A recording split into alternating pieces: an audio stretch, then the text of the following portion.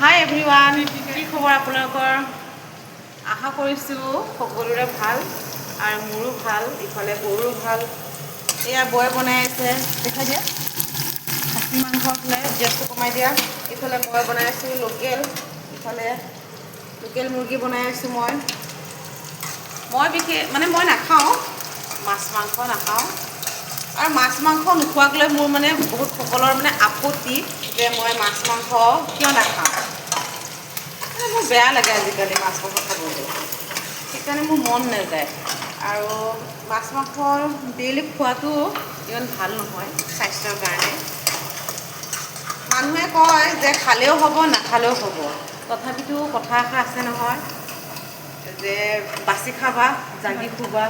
এই কথাষাৰ সকলোৱে জানে, সেইকাৰণে মানে ফ'ল' কৰিলে ভাল হয় আৰু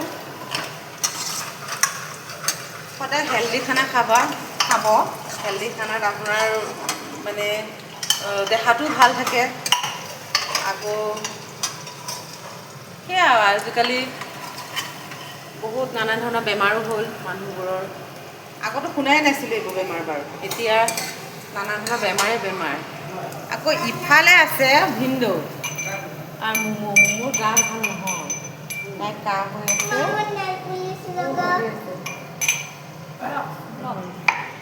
ভিনদেউ সুধিছে ব্লগ বনাই আছে। অঁ ভিনদেউ আহক, কিবা এটা কৈ দিয়ক। ব্লগটো লাইক কৰিব দিয়ক, ছাবস্ক্ৰাইব কৰিব দিয়ক। লাইক আৰু সাবস্ক্ৰাইব কৰি দিব। লাইক আৰু সাবস্ক্ৰাইব কমেন্ট আৰু লাইক কৰি দিব।